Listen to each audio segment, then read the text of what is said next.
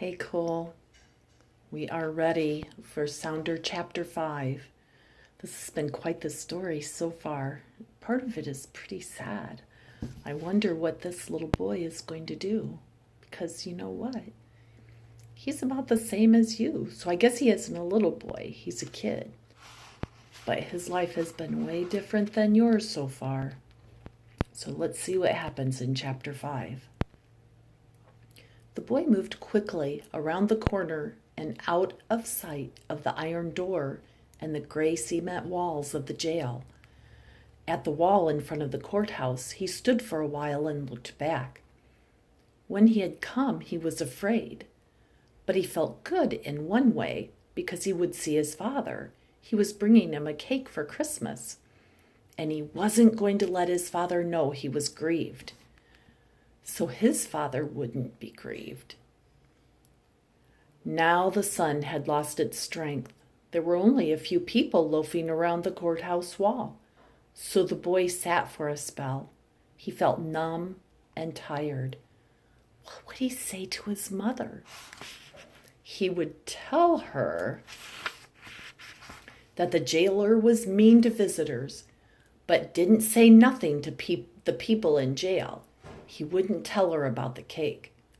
When he told her his father had said she shouldn't send him again, that he would send word by the visiting preacher, she would say, "You grieved him, child. I told you to be perks so you wouldn't grieve him."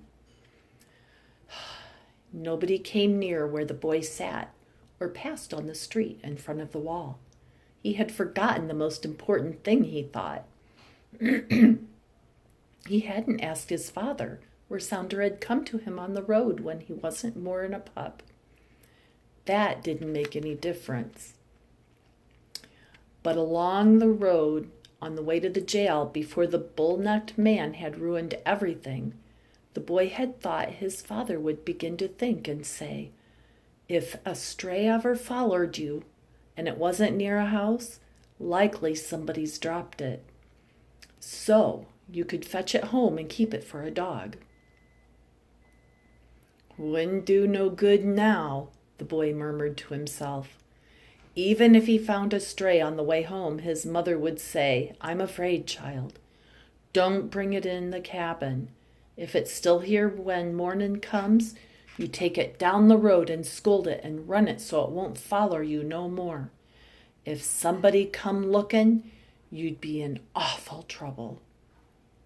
A great part of the way home, the boy walked in darkness. In the big houses, he saw beautiful lights and candles in the windows. Several times, dogs rushed to the front gates and barked as he passed. But no stray pup came to him along the lonely, empty stretches of road. In the dark, he thought of the bull-necked man crumpled on the floor in the cake crumbs, like the strangled bull in the cattle chute, and he walked faster.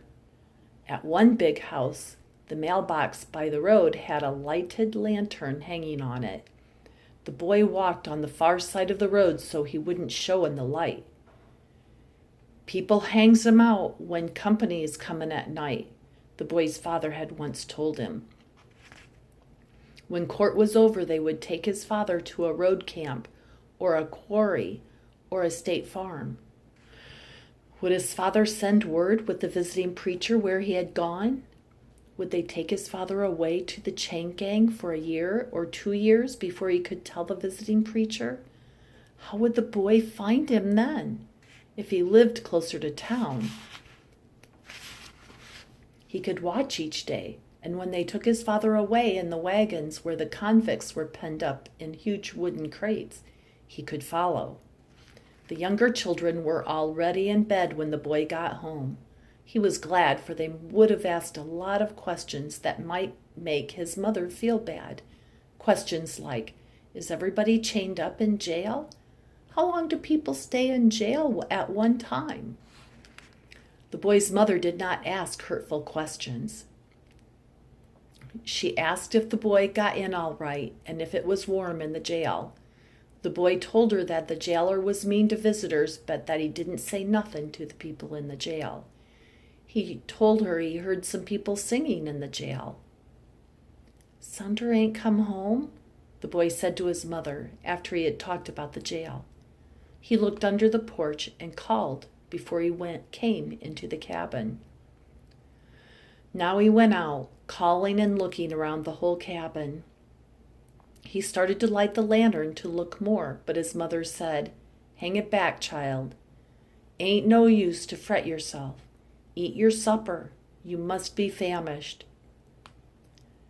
"He said not to come no more," the boy finally said to his mother when he had finished his supper. "He said he'll send word by the visitin' preacher." He poked up the fire and waited for his mother to ask him if he had been perk and didn't grieve his father, but she didn't. He warmed himself and watched a patch of red glow the size of his hand at the bottom of the stove. He could see the red-faced man lying on the jail floor with blood oozing out the corners of his mouth. After a long, quiet spell, the rocker began to squeak, and it made the boy jump, but his mother didn't notice. She began to rock as she picked out the walnut kernels. She hummed for a while, and then she began to sing like she was almost whispering, for no one to hear but herself. "You gotta walk that lonesome valley. You gotta walk it by yourself. Ain't nobody else gonna walk it for you." In the bed, the pressure of the bed slats through the straw tick felt good against the boy's body. His pillows smelled fresh, and it was smooth and soft. He was tired, but he lay awake for a long time. He thought of the store windows full of so many things. He thought of the beautiful candles in windows. He dreamed his father's hands were chained against the prison bars, and he was still standing there with his head down. He dreamed that a wonderful man had come up to him as he was trying to read the store signs aloud and had said, "Child, you want to learn, don't you?" In the morning, the boy lay listening to his mother as she opened and closed the stove door. He heard the damper squeak in the stovepipe as she adjusted it. She was singing softly to herself. Then the boy thought he heard another familiar sound, a faint whine on the cabin porch. He listened. No, it couldn't be. Sounder always scratched before he whined, and the scratching was always louder than the whine. Besides, it was almost 2 months later, and the boy's mother said he might be back in a week. No, he was not dreaming. He heard it again. He had been sleeping in his shirt to keep warm, so he only had to pull on his overalls as he went out.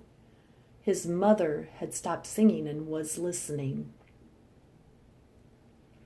There on the cabin porch, on 3 legs, stood the living skeleton of what had been a mighty coonhound. The tail began to wag, and the hide made little ripples back and forth over the ribs. One side of the head and shoulders was reddish-brown and hairless. The acid of the oak leaves had tanned the surface of the wound the color of leather. One front foot dangled above the floor. The stub of an ear stuck out on one side, and there was no eye on that side, only a dark socket with a splinter of bone shining above it. The dog raised his good ear and whined.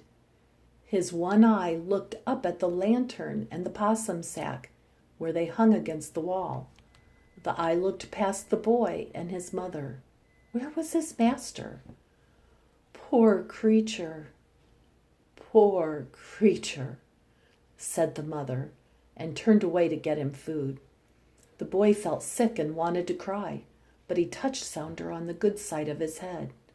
The tail wagged faster, and he licked the boy's hand.